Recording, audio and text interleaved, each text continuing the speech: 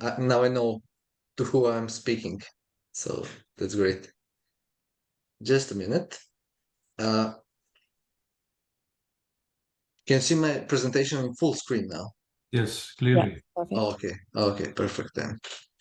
That case, just a minute. So, I already introduced myself somehow.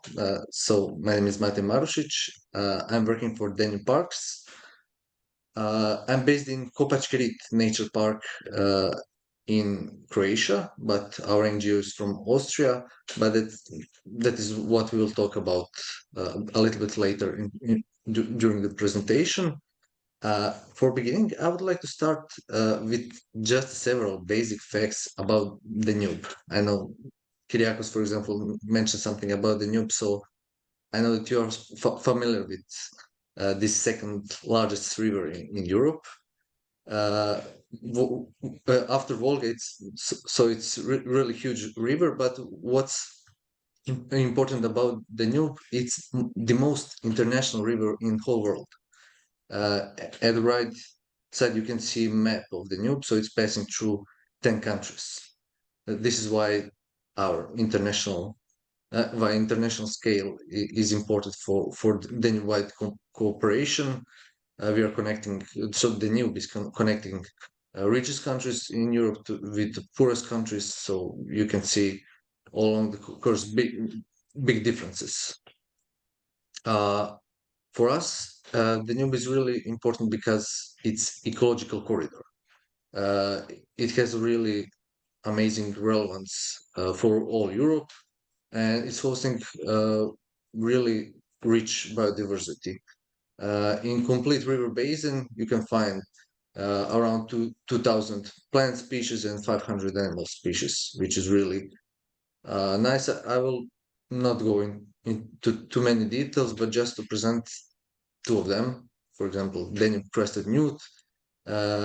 It's one amphibian species which is so you can see in the right corner map of distribution, right? So that's all where you can find Danube crested newt. We are dealing with it on many levels with many different projects. So we are trying to conserve this species to improve status of habitat. And for example, also there are some other species like great white pelican. 70% of these pelicans worldwide live in Danube Delta during the summer time. So this is just so that you have impression why Danube is important for us. Now I'll start with several facts about Danubeparks, how everything started. We are a network of protected areas along the Danube River, and we have 20 members from 9 Danube countries. Only at the moment we don't have a member in Ukraine. You know the situation at the moment, but we have some communication with them, and hopefully in some years we'll have some protected area in Ukraine also. I will not bother with things from our statute, but just basic that our mission is to preserve, develop, and restore the Danube, its main tributaries, and surrounding wetlands. And that's the basic. At the moment, we have 2 offices. One is in Austria, it's our headquarters, and second one is in Croatia, here in Kopački Nature Park. We hope that soon we'll have, so with Austrian office, we covered Upper Danube, with Croatian, we covered Middle Danube, and now we hope that we will open another office in Romania or Bulgaria in the following years. Here's map of our protected areas. I will not read the name of these protected areas. I guess that you know at least some of them, but this is just for you to see distribution, that we are really covering whole Danube and also main tributaries like Sava or Drava in Croatia or Prut River in Moldova. So really all along Danube. Everything started in 2007 in Tulcha. Before that, there were some bilateral cooperations, discussions, and etc. But in 2007, 8 representatives of protected areas signed appeal for the development of the Danube River network, in which they stress that they are sharing common mission of the conservation of natural resources and heritage of international interest. 2 years after that, another important document for us was signed in 2009 in Vienna. Now 12, so four more protected areas joined, and they defined actually on which topics they should focus. So first topic is improvement of river morphology and river revitalization. Second, floodplain management and habitat network. Then conservation activities for the flagship species. For one is implementation of Natura 2000 and transnational monitoring. And for you, maybe what is most interesting, Danube nature tourism, communication, and dissemination. Since 2009, we implemented many projects. I grouped it, as you can see, because firstly, we started with networking and development of ecological connectivity projects. But then later, at the moment, actually, we have big life projects, and that's what we are proud of, because now we are really working on restoration of nature. We also developed many action plans, strategies, initiatives. We also received some rewards like Natura 2000 award in 2015, or we are first winner of Foundation Prize Living Danube. We received also many other recognition, but what we are proud of are our projects. Biggest project that we have at the moment is Life While Island project, in which we are trying to develop wild islands on the Danube as a habitat corridor. As you can see, budget of this project is really huge. It's more than 14 million euros. And what we are proud of here is that maybe 75 or 80% of this money is invested in restoration. So not communication, not salaries, but real restoration actions. So yeah, this is first block just to introduce you with Danubeparks, with our history before we start focusing more on nature tourism activities. So I'd like to ask you, do you have any questions now related to this? Yeah, well, first of all, it already is a impressive story, Mate, to work in 10 countries and to cooperate together. Learning about your Wild Island project really sounds a major project to increase biodiversity and to increase the morphology in your river system. Well, that's interesting.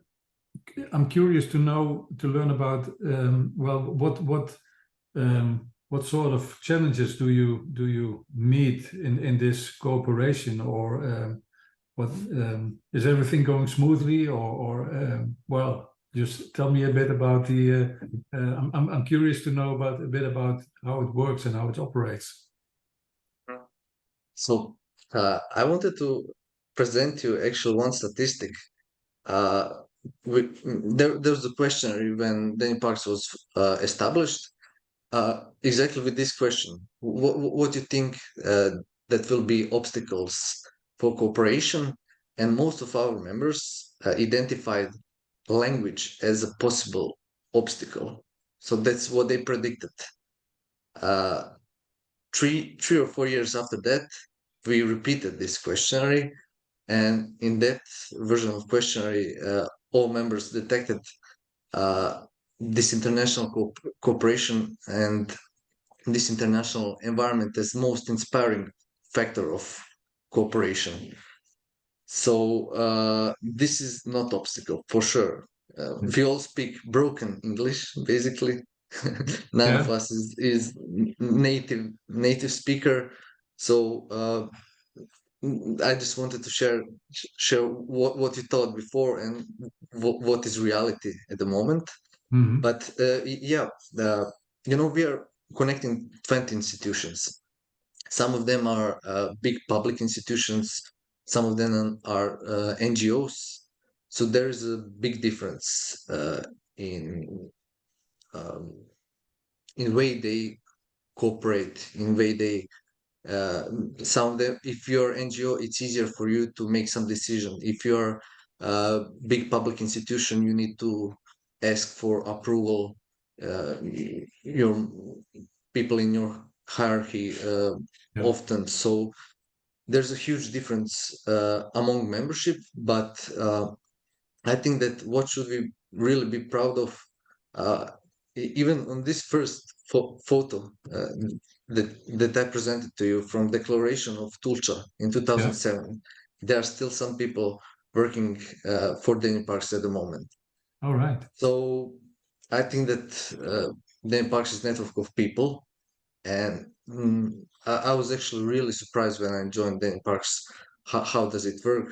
Uh, for me, at that moment, as outsider, I noticed that they are like more like friends or family than colleagues. Or, yeah, Yeah. Yeah. project partners. So I think that this is really important for networks, that you have people that trust you, and yeah, that's one of the most important things. Yeah. Yeah. Yeah. A beautiful cooperation with yeah, impressive results already. Yeah. Are there any more questions? They are already chatted. Kyriakos, but he's muted. Oh, you're muted, Uh, Kyriakos. yes, okay. I think now you can hear me. Yeah. Thank you, Matej, for your presentation and all these efforts because international agreements are so difficult. And mainly when we're speaking about Western and Eastern countries, EU and non-EU members, we all understand how much this difficulty is increasing. So my question is to make this even more difficult. Is there any direction for the basin of the Danube to speak about agreements? Because the the river basin of the Danube is, I think, I'm not quite sure if it's the largest, but it's one of the largest in all world. So I think that could be more than 18 to 19 countries that are involved, especially to the upper place. And also, what about the large, at least, tributaries of the secondary rivers of Danube, like Prut or the Bulgarian, I think it's Iskar is the name of the Bulgarian part. So is this an approach also for the large water basin for speaking about Danube? So basically, as you can see, also I show that on first side, our mission is to develop and restore Danube and its main tributaries and surrounding wetlands. So this is our mission somehow. And on this map, you can see that we have members from Drava, Sava River, also in Bulgaria, Ruse or Prut that you mentioned. So we have some members on the tributaries, but there are also Yes. some other networks. For example, one of I don't know from this catchment, maybe Sava parks. Um, maybe my colleague from Croatia, maybe she knows more about that. But Sava Park is also a network of protected areas along the Sava River. So they are trying to develop their projects, and I think that that is also good approach. At the moment, we are collaborating with Elbe Parks, and we prepared one project. We are just waiting for results these days. So yeah, many rivers are trying uh, to replicate this approach. Yes, If that was your question, for the new, it's really yeah, characteristic that. this is very nice. I didn't have the time to read all the list Mhm, mhm, on the slide change. But my question was about this because Danube is also the river and the nearby areas, but mhm, also it is very important to speak about the basin because a lot of things that are happening in the upper places mhm, mhm. influence sometimes in a dramatical way the condition of the river and also at least the last 10 and more years the Ramsar Convention also is speaking not only about the wetland but also about the basin the water basin of each wetland. So I'm very happy that this is the approach. I understand the difficulty to involve more members to this agreement, but I think this is something that is going to the right direction. Thank you very much. Yeah.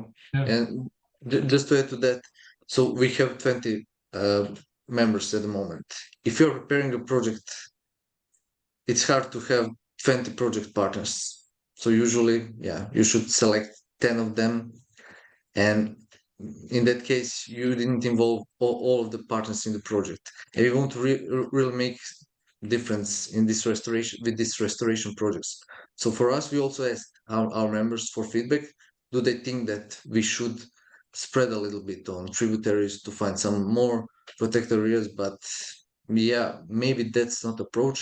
I think that better approach would be to have Sava parks, to have Rhino parks, Elbe parks, and yeah, because of functionality. And I think that we are able to really make fast decisions, and we have a core team that is really good in project development. So yeah, that's the approach which I would suggest. Yeah. Are there any more questions, or I can continue? Well, Okay. I think you can continue. Okay. Yeah.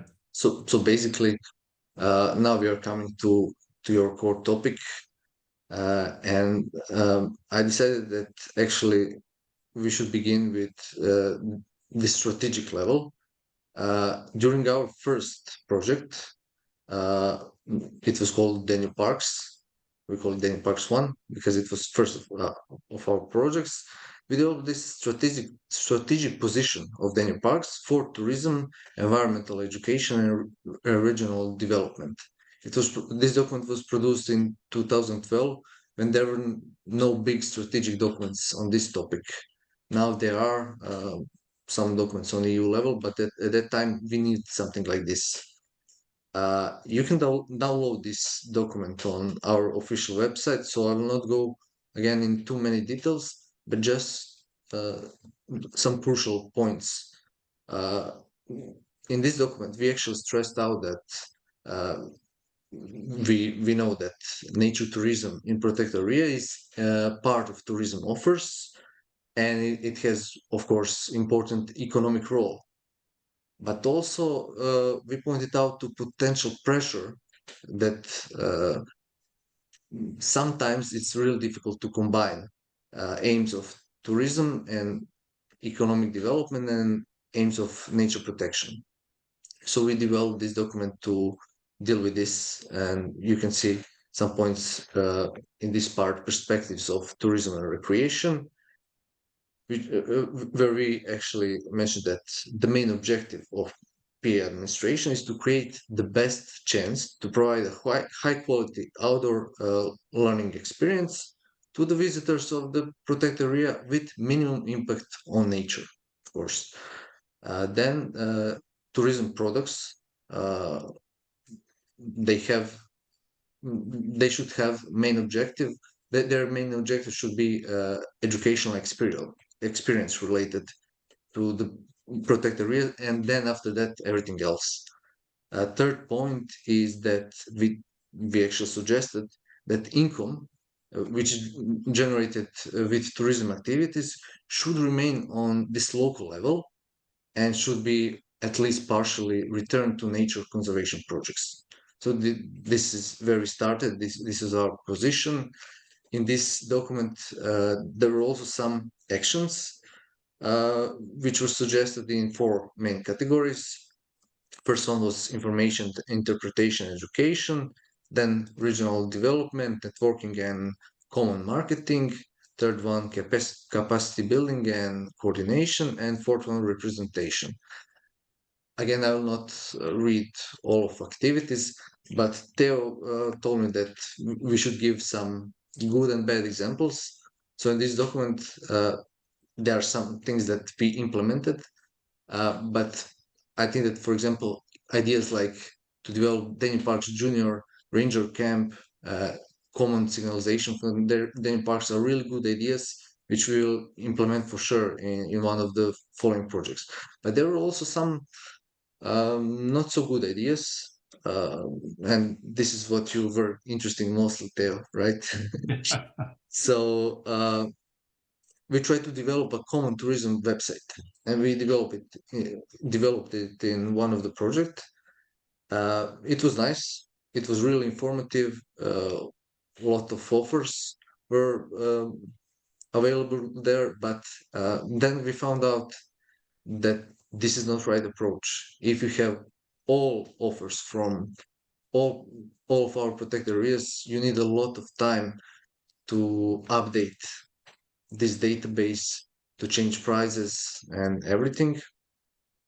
That was one, maybe not so good example.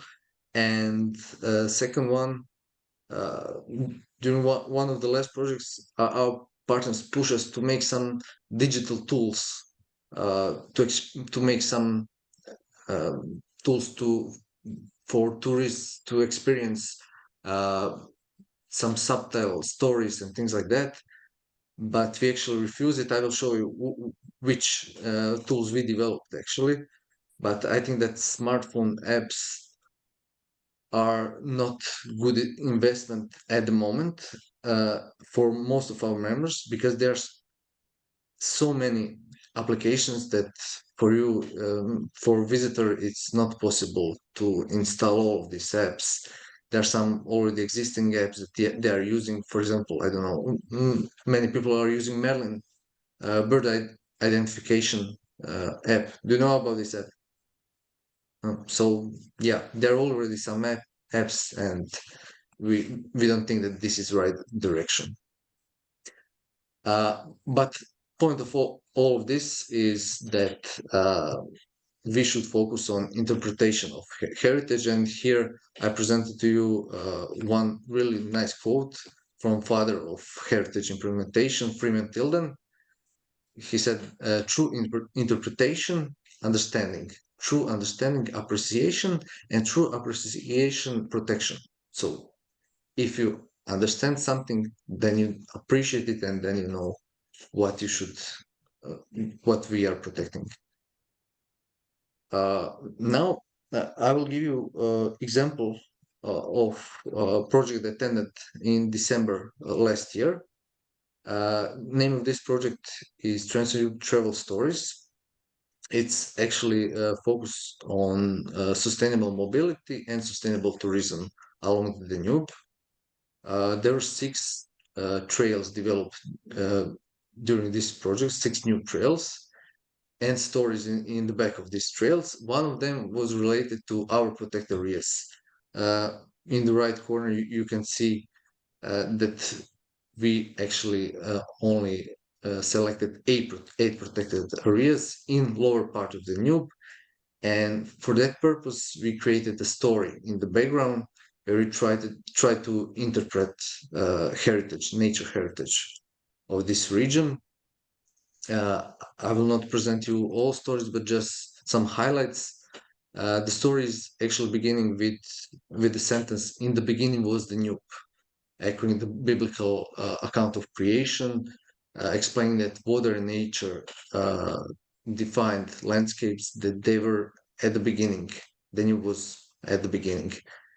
but of course mankind changed it, cultivated it, and in the end abused it. So this is actual scenario of this trail. And in this story we try to stress out some things, for example, that the Danube is not a zoo, so to explain what expectations should visitors have. And there, if you're interested to see more details, you can find it also on our official website, or I can send it to you. But based on this trail and story, we develop other project activities, and this could be easily replicated for any of your protected areas or regions. One of the first activities was sustainable mobility plan, where we try to make analysis how can you travel sustainably along this region. And in this document, you have some, for example, you can see travel time map showed here. So this is something that could be distributed to visitors, or for some people actually who wants to come on sustainable way. But actually, we didn't focus only on sustainable mobility. We wanted to make new green travel products, something that after the project you would be able to buy on the market. At the beginning, we established local tourism product clubs. These product clubs are actually local communities of providers of local services. Usually, there is local board or some governing management institution, and then providers of transportation, hotels, restaurants, and they together we're trying to develop some high quality green travel products. We also had meetings and trainings to develop it better and to have people who could implement all of this. And to promote it, we developed really interesting activity. We hired influencer, one nature photographer, German influencer. His name is Dominic Lars. Yes, sorry. And he and his partner, they were traveling along our trail, and they took some really nice photos. He has, I don't know, 80,000 followers on Instagram, and you can see results here. With not so big budget, we really get nice reach and a lot of post engagements. So this is something that could be done easily when you have all of this prepared. But we also, during this project, we developed tools of experience. Some tools which should bring our trail and story closer to tourists. One of these tools was new edition of our book, Nature Heavens on the Danube.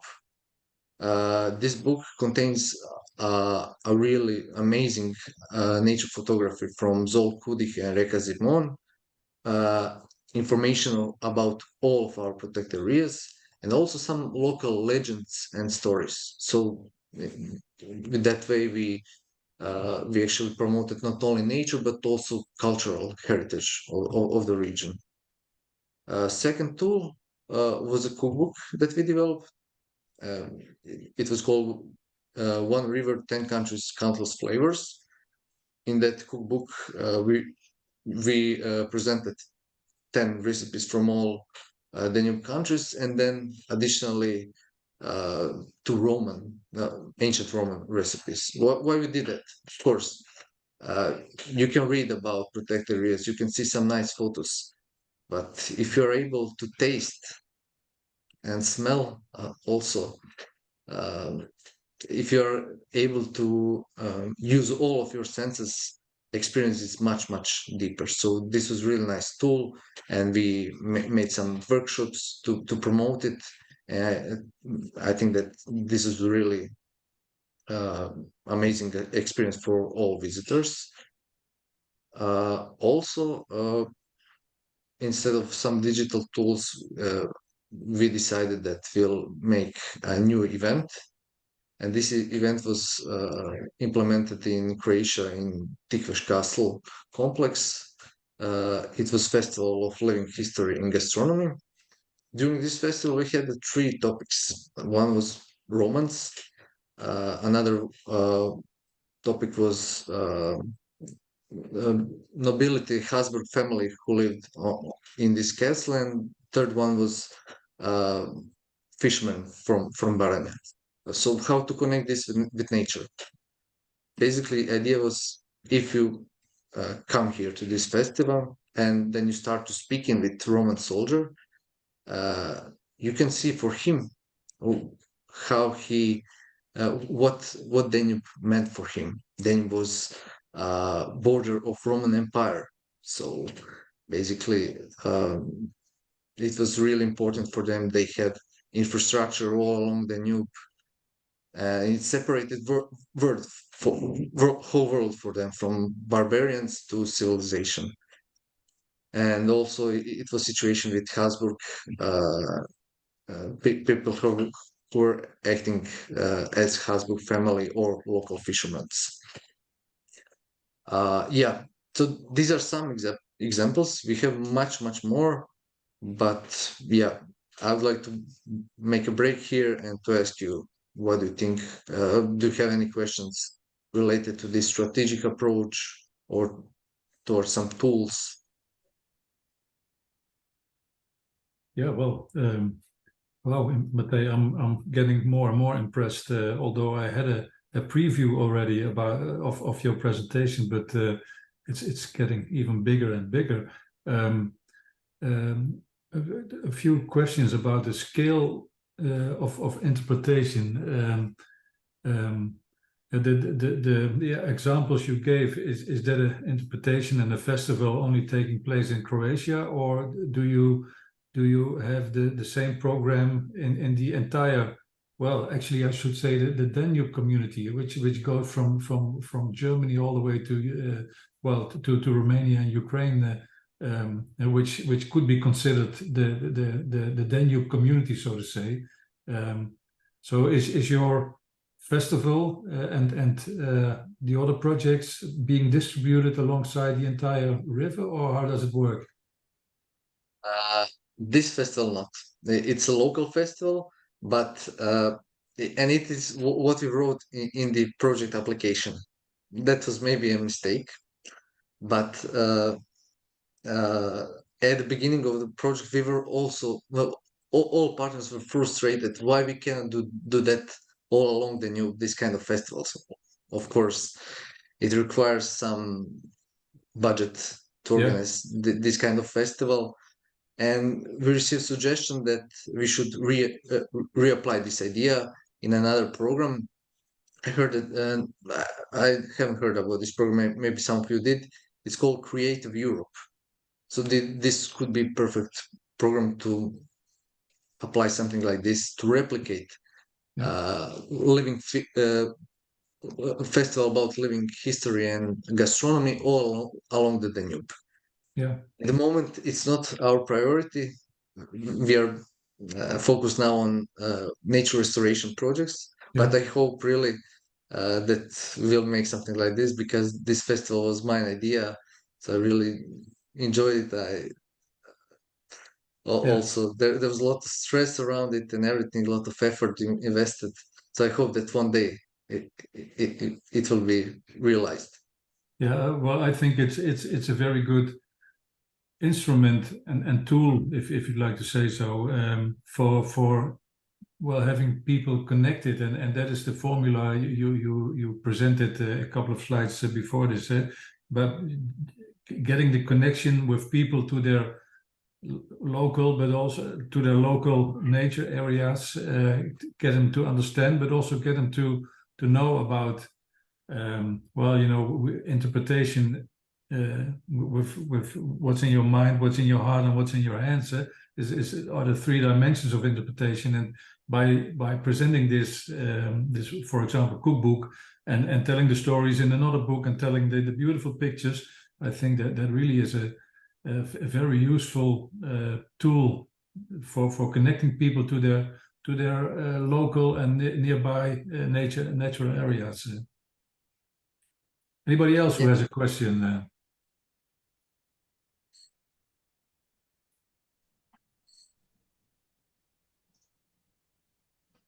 If I may add to the presentation of Matej, I would like to remember that in the previous projects we had in Danubeparks Association, which were focused more on networking, we had some festivals in different areas, and we had even a contest of the most tasteful fish soup or something like this, traditional recipes, and we had the chance to meet and taste foods from different areas. So we had some festivals in the past, and we hope to have another in the future, because it's, as Matej said, it's a way to better understand an area and to know the people which are living in that protected area.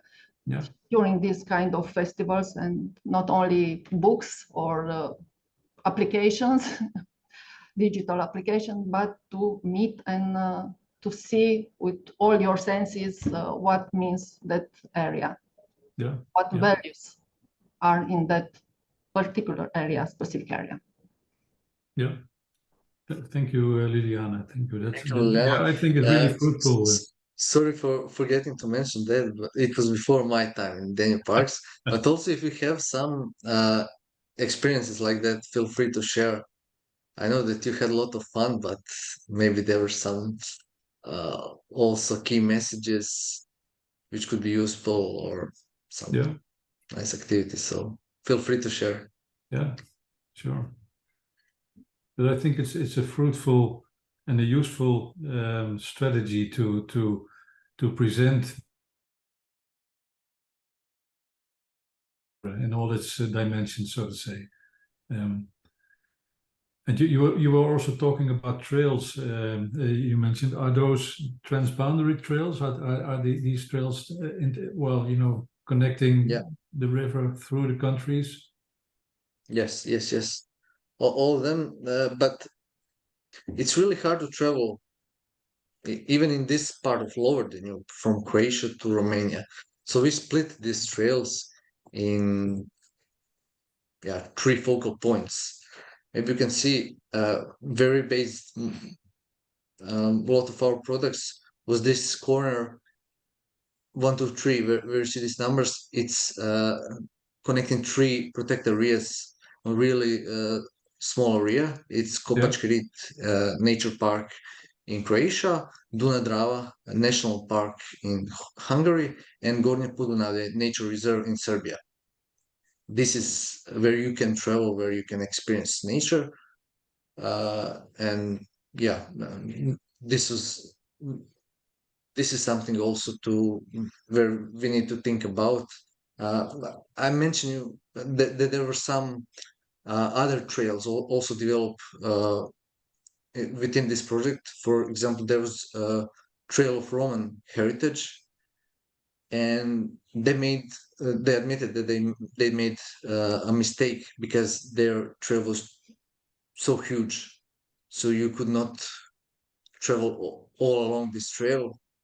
And basically they will now stick to some local experiences, not Danube-wide experiences. But just I know that I forget that that's exactly what Danubeparks should bring to protect areas, this new dimension of perspective, which we call Danube as a whole. So with this perception, you can get a lot. You can see that each protected area is part of a bigger story. Yeah. Any more questions from the other panelists? No, I don't think so. So please, Matej, continue. Also, if there are some questions in chat, please let me know. But now I will focus on part that actually Theo requested on our preparatory meeting. He said that he wants to hear more, or you want to hear more about visitor management. Well. So meanwhile, Theo, I collected some of questionnaires, and here is the result. In Danubepark visitor centers, we have nearly 1 million visitors per year. So only in visitor centers. Oh. It's a huge difference between Donau National Park, which is based in Austria near Vienna, and I don't know, Persina Nature Park in Bulgaria, which is pretty isolated. So yeah, there is big difference. Also, some of our protected areas, which you can see here, they don't have visitor centers at all. So that's also option. So they have some estimations of people, but for me it was really amazing to hear the estimation from Donau National Park that there are 2 million visitors in total area of national park each year. So Wow. it's a huge number of people. Yeah. Here you can find some photos also to see what are the differences between our visitor centers. First one is Donauauen, which is in Schlossort, so castle. Then second one is in Lonsko Polje, which is based in typical traditional wooden house. So yeah, big difference. Also in Tikveš Castle, you have this multimedia, and some other sites you don't have this kind of tools, but more traditional ones. There are a lot of aspects of visitor management. So because of this last project was connected to sustainable mobility, that's where I have most of data. So I focus somehow on this aspect. And here you can see what I already mentioned on this pie chart, that not all of our visitor protected areas have visitor centers, but nearly 80% have it. What was defined that also of these visitor centers, 30% of them, they don't have possibility of public to use public transport to reach them. This was also, if for any reason you need this questionnaire, feel free to ask me, so I will share it with you. But this is just to stress out some important aspects. I also at the bottom you can see one of the comments which I found in this questionnaire. It's really interesting response, said that before COVID, 80% of visitors booked guided tours or educational programs, most schools, and 20% of there were 20% of individual visitors. Now, so after pandemic, this was conducted in 2021, and now, so in 2021, 95 there are 95% of individual visitors and 5% of school groups. So COVID really totally shifted this. Yeah. Do you have any explanation for why this shift, this change did occur? Of course, you know, there were restrictions, so you could not travel. As you can see, 20% of individual visitors were most from other EU countries. So from Hungary, from Slovenia. And this is a response from Kopački Nature Park in Croatia. And then after COVID, there were mostly local visitors. So yeah, and school groups were restricted. So now it's changing again, but not so dramatically. We still have a lot of individual visitors, and basically why is this also important? They are mostly coming by cars, and that's what I will present you now. When you're talking about this sustainable transport, during this last project, it was really funny because we had partners from Vienna, from some big cities, and when they are talking about public transport, it's totally different story than our in protected areas, which are not in urban areas, right? Mhm. So we are really limited to make some big shifts there, but of course you can implement some measures. And for us, we also brought them a new aspect. For us, sustainable mobility is really important because of road crew reductions. On some section of our protected areas where we have roads, you can find a lot of road kills, mostly amphibians and reptiles, but also some mammals. And this is example from Kopachkirit. What you can do, you can implement some soft measures. First one is the sign. You said it was in some cases people were laughing to this sign because what you made a caution sign for frogs. Why are frogs important? Mhm. So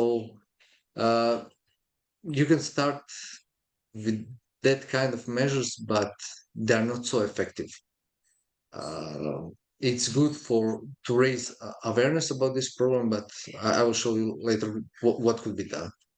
Also, among these soft measures, what we made, I already presented you this travel time maps, which you could distribute, which you could make accessible online on websites, so that you know what are travel options. Mhm. And on our website, uh, official Danubeparks website, you have section how to reach us sustainably, and here you can check information for all of our protected areas. You don't have time schedules, but you have some links where you can check national travel agencies and really nice sources of information, and also contacts. If you're stuck somewhere, just call this number.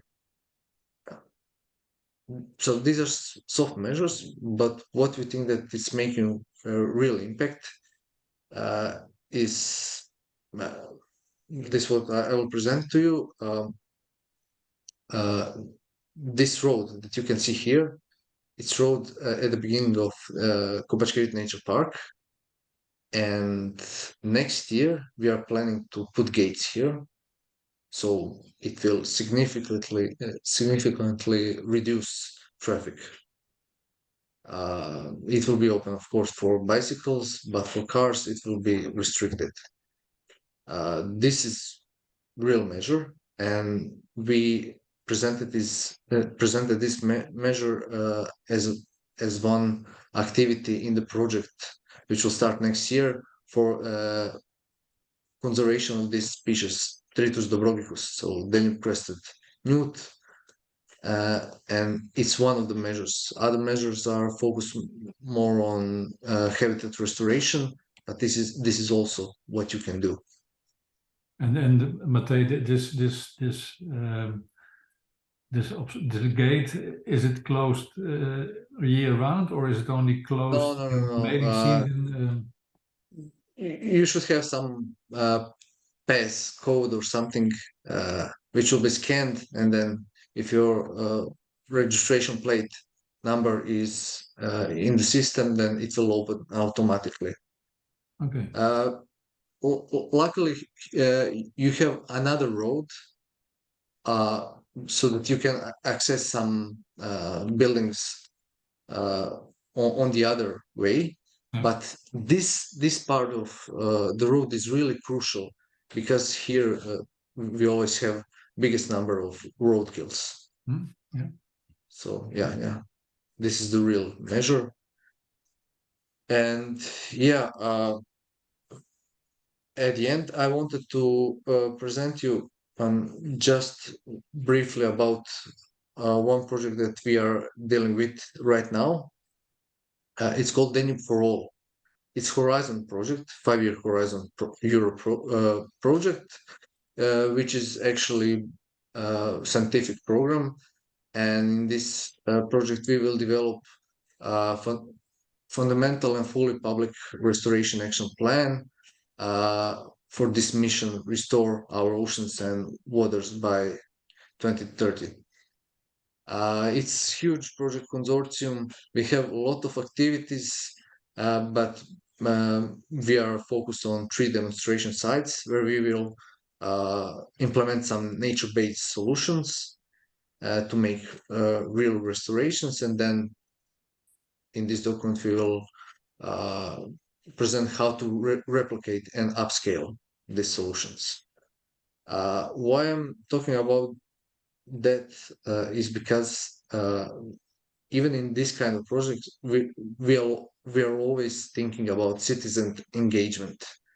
And in this project, we are actually mentioning 2 really nice examples of citizen engagement. First one is citizen science, where you can bring people on the ground to present them value of this protected area and to engage them that they are also useful, that they collect some data for you. And second option is, of course, to bring volunteers to plant trees, to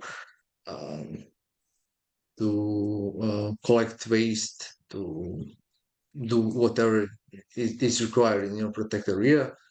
That's for sure much better option than to bring plenty of tourists, which are just looking for some highlights, attractions, and maybe sometimes they don't appreciate the area because they don't have someone to interpret it.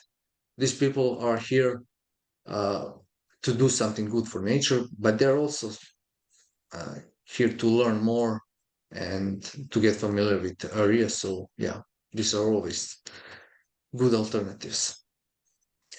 Basically, that's the end of my presentation. I will stop sharing my screen. Now maybe it's time for discussion. If you have more questions or if you have more examples, I'm also curious to hear more from you. Well, first of all, Matej, thank you for your presentation and for all the information you're bringing into this webinar. Well, you have some knowledge about the Danube River, but the length and the impact and the total area it's covering, it really is impressive. And well, one question about citizen science and involvement of volunteers. I guess that is a program you carry out on a local level, but how do you coordinate this work, or is this something you do in the entire river basin, or is it the work being done on hotspots, so to say? Okay. I can give you example of we in one of the previous projects we developed a campaign which is called Danube Volunteers Day. So now it's every 2 years, let's say every 2 years we announce that Danube Volunteers Day will be in, for example, in September and October, and we actually define an annual topic. 1 year it was softwood forest. Yeah. The last Danube Volunteers Days were dedicated to wild islands. So all activities related to these Volunteers Days should be connected somehow with the topic. If the topic is softwood forest, then you are planting native trees, or also making some activities for control of invasive species in this kind of forest, or you collect garbage in this kind of forest. So yeah, also we are really flexible about that. We don't define date, we define month or even 2-month period in which each protected area should implement this section. we have some small budget to motivate people to do that, at least to cover food for volunteers or some tools. And this is a nice approach. Related to citizen science, it is different. It should be really scientific approach, and you should have clear methodology if you are collecting data.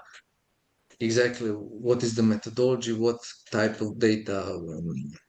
Sometimes also you cannot engage all interested citizens, but you need to engage only students of biology who could really help you somehow. For example, bird watching. If you bring a group of 20 random people for bird watching, then you have 20 tourists who don't know anything, and they cannot help you with data collection. But if you engage, I don't know, 3 or 4 students of biology, they can really help you with this. They can help you to collect data, and that's the right approach. Yeah. Yes. Thank you. Are there any more questions? I see.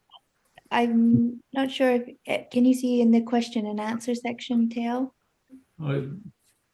There's one that says, is there some place where tourism opportunities are summarized?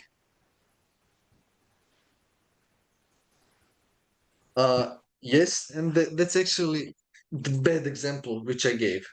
We have a database of all tourist opportunities along the Danube, but it's not updated because it requires a lot of effort to update this database, and it should be updated constantly because prices are changing.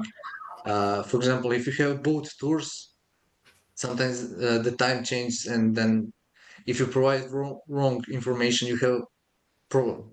That's the first reason. But the second reason is that we actually conclude that so you have this database on Danubeparks website, but it's not how people are looking for information. If they are coming to, I don't know, Danube Delta, they will look for the local informations, which are always more updated,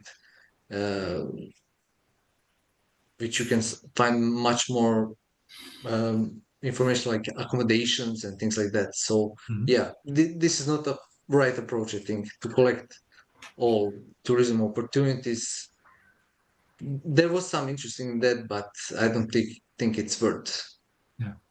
But could you, Matej, could you share the website address of this database just to have a, although it's not updated or not. I can share. Yes. Yeah. Yes, excellent. Guus, I saw you raise your hand. Yes, it's a bit like the question before. I was curious. Thank you, Matej, for your presentation. It was very interesting. I was curious about what's the goal of promoting the Donau, the Danube Delta. When I am a tourist from Holland, I like to visit the Donau Delta. I search on Google and I find a lot of different kinds of activities and small areas. Is it possible to promote the total Donau Delta, or is it more like parts of it? Can I ask Liliana to answer this question if she's still here? Because she's from the Delta, and yes, I'm still here, but we are the administration of the protected area, and our attributions are not to provide touristic activities or to make tourist activities, tourist offers. We try to regulate the tourist activities not to get an impact on the nature.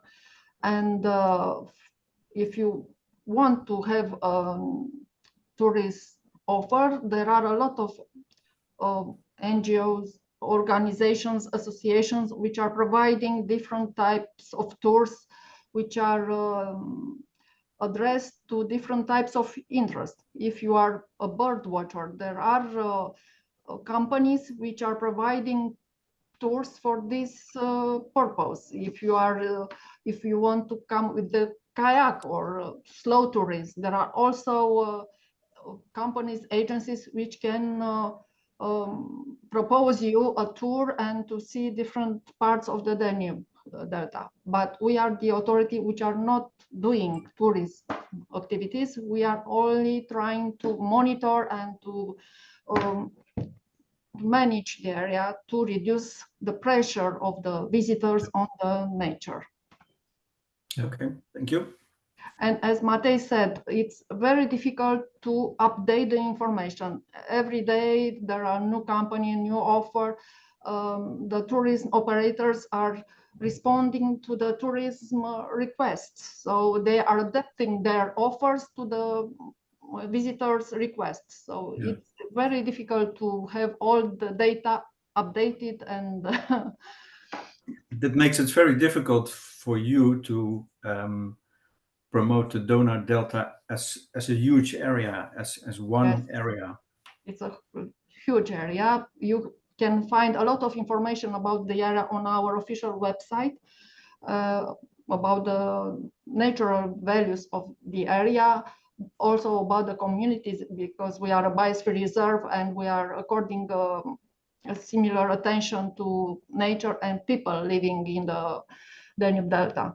But the presentation was about the Danubeparks Association, so the entire river of the Danube, and all this network and all these connections we built during time, and all these good projects and we developed together with other protected areas along the river. Okay.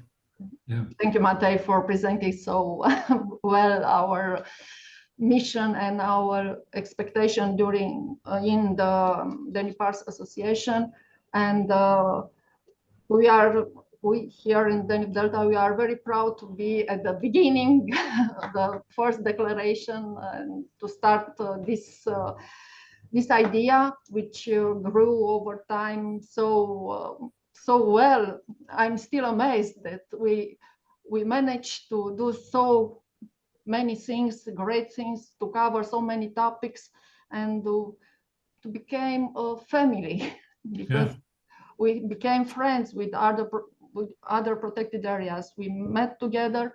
We had similar provocations. We have common problems to solve. So we change all our opinions and try to find solutions to different challenges we faced during these many years. Yeah. Well, you certainly are giving it. Oh, go ahead, Matej. No, I have need. Yeah, thank you for your invitation, Liliana. And I have need to just to compare. I will not name it, but there is a new network of protected areas along one of the European rivers, which they are trying to establish for several years. They didn't have luck, so their cooperation began in the time of COVID. They met several times online, and that's it. They're really struggling a lot to get people motivated to do anything, because they didn't have any conference, they didn't met each other, handshake, Yeah. And they're stuck, and we are trying to share experiences with them, but it's really so basic. Get to know each other. Yeah. Being that with all of you, with all of your heart, and yeah. Well, you are giving a marvelous example of, well, international cooperation. But well, I'm sort of reflecting it on my situation. Well, living in the Rhine Delta, but I don't know. But maybe, well, somebody else can correct me. But I don't know of any cooperation of organizations, nature management organizations, protected area organizations working together in the Rhine Delta, which of course is also a very beautiful river system with lots of natural development and lots of natural outstanding areas. Well, I don't know. So you're inspiring me to well, maybe we should also develop something like that on this part of Europe through all the good work you're doing over there. Yeah, it's always network of people, not only institution. Yeah. It starts with a friendship. Yeah. Other questions or items you would like to bring forward? Yeah, by the way, I will share a link with you, which someone asked about database of opportunities. Meanwhile, I open that on section on web page now, but I will close it soon in several hours. So if you want to check it, yeah, you have a list now, Oh, yeah. but it's not updated, so I'll just close it. Yeah. Well, related to your experience about having your own site and informing people and the burden, so to say, you have with updating all that information every time, every week, every day again. How is do you cooperate structurally with entrepreneurs and do you have for example, a Danube Tourism Entrepreneurs Association, which could be a normal partner for you for your work, and does that exist, or do you work together on a local level with them? Yeah, I think that most of protected areas are cooperating with tourism boards or regional, local, or national ones. But on then wide scale, there are so many international organizations and institutions, and some of them they have work groups or work packages or something like that dedicated to some specific topics like tourism, things like that.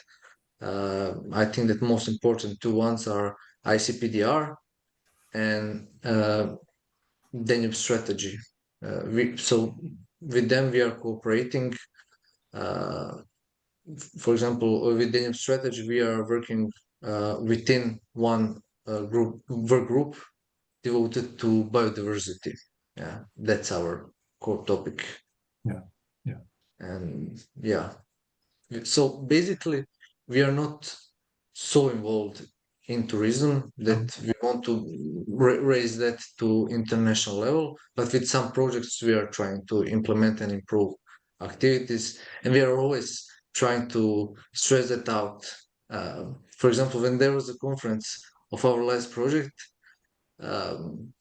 all members were talking about success of these activities, about big number of tourists, but my purpose there was to point out that there's a conflict between tourism and nature protection somehow, and that we need to pay attention on this balance. Yeah. So it's not most important to bring as much people as possible and to earn money and then make some great infrastructure, visitor centers. Yeah. That's not the point. Yeah, I can imagine. Is there anybody else having a question or bring in? I think there were some more questions. Just yes.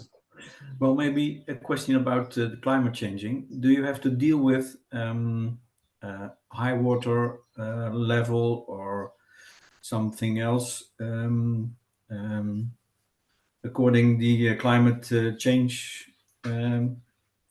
in the last few years, and what's the influence for the recreation? I can give you just updates with these protected areas where I'm located, and maybe also Austrian one where I have most informations. I know that there are some changes about the Danube. It's important that we have a lot of power plants in upper section, so sediment is blocked. And because of that, you have a lack of sediment. It's not strictly related to climate change, but I need to tell that. You have lack of sediment, and because of that, the Danube is faster.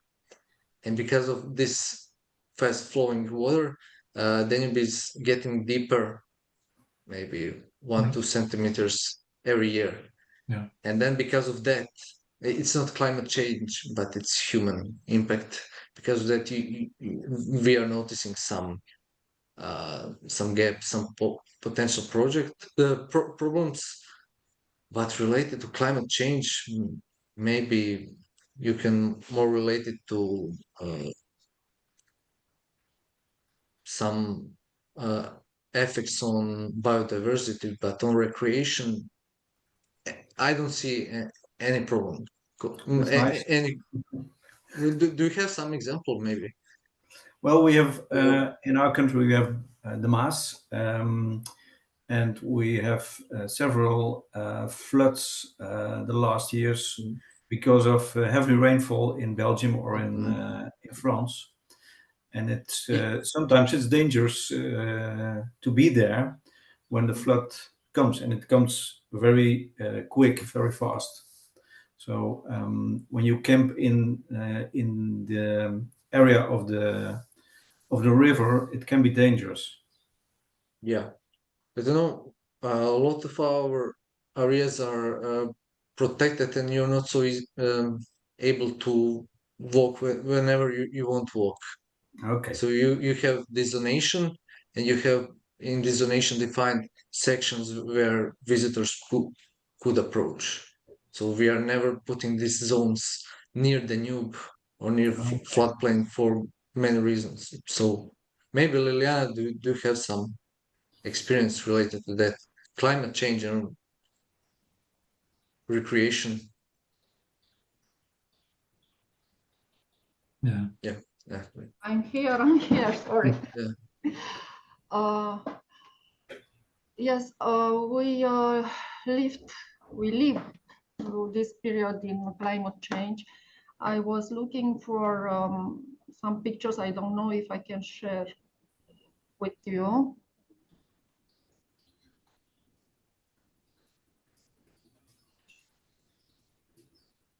No. For example, due to this climate change, we had a problem last 2 years when some lakes completely dried. So they changed their aspect, of course, influence on biodiversity. I had some pictures I wanted to show you. And some people were attracted by this new aspect of a lake because it was like on the moon. So it was something which was interesting for the people. And also because of the climate change, we had periods where we had floodings in some areas when some localities, some are in danger because of this high level of waters. Yeah. Of course, we have a shift of vegetation, or the period of vegetation. It's longer now. I cannot find the right words for these expressions, but we have only 2 seasons now. We don't have any more spring or autumn. We have from winter to summer. So the shift is very fast these days. This influence also the tourists and their numbers, because some people don't resist to high temperature in the summer. So there are a lot of influences. We are living them, but I cannot explain it, or I don't have access to a study which could tell us how to manage with these challenges of the climate change. Yeah, thank you, Liliana. That's well, I think in entire Europe or the entire world, we have to deal with these developments and changes. Like we saw this summer in Europe, one area is drying out and the other area is getting flooded, and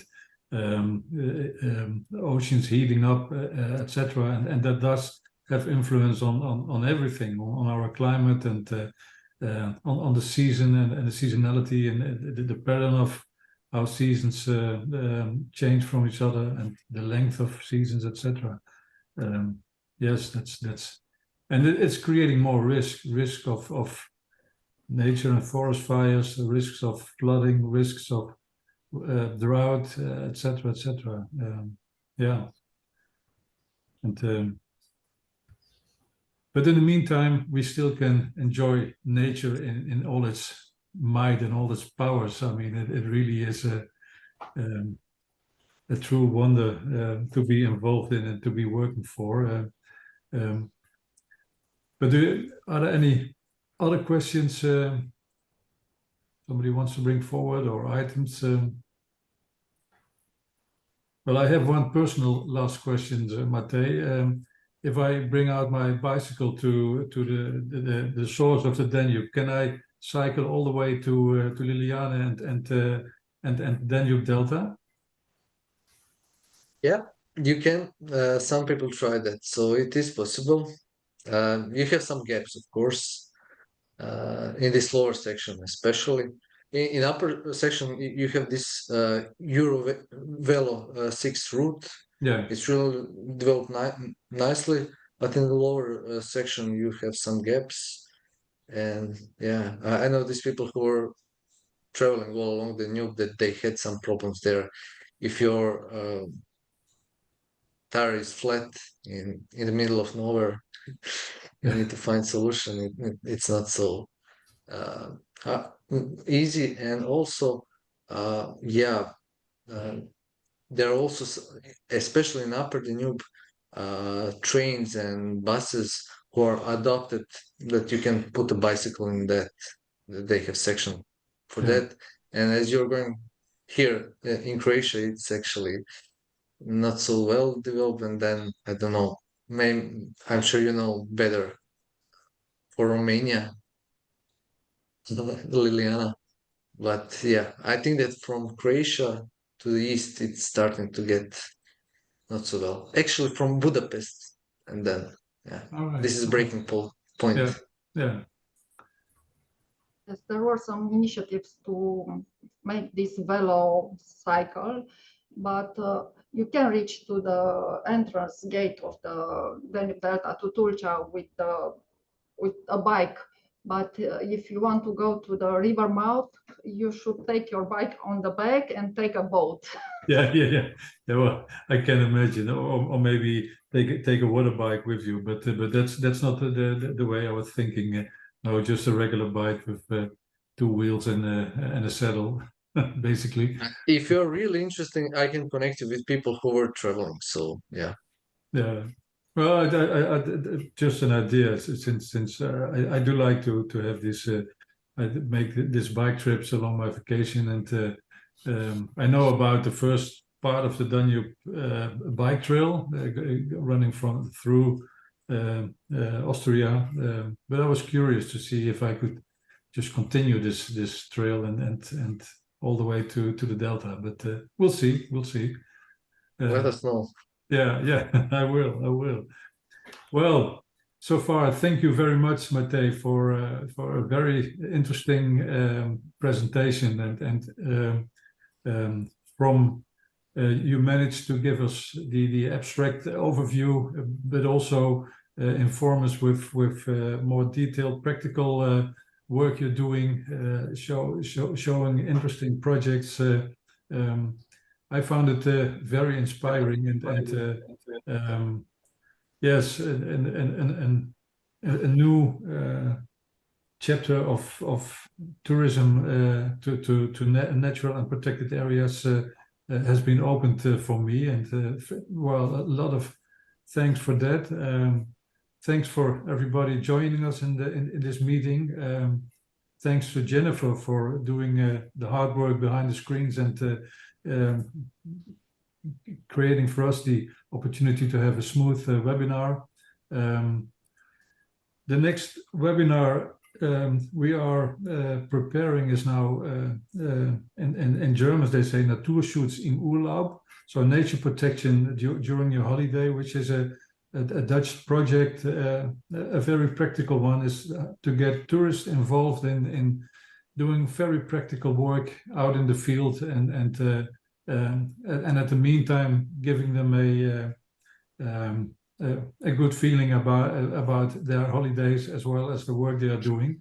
So I don't know the exact date, but we're working on that for the next webinar. So we keep you posted, and for now, thanks again, Matej, and thanks Liliana for also preparing with us this webinar.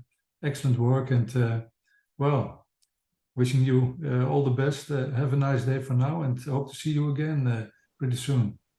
Thank you. Thank you for your Thank you, invitation. Theo. See you. Thank you, everyone. Thank Bye you. bye. Bye-bye. Bye-bye. Bye. Bye-bye. Bye.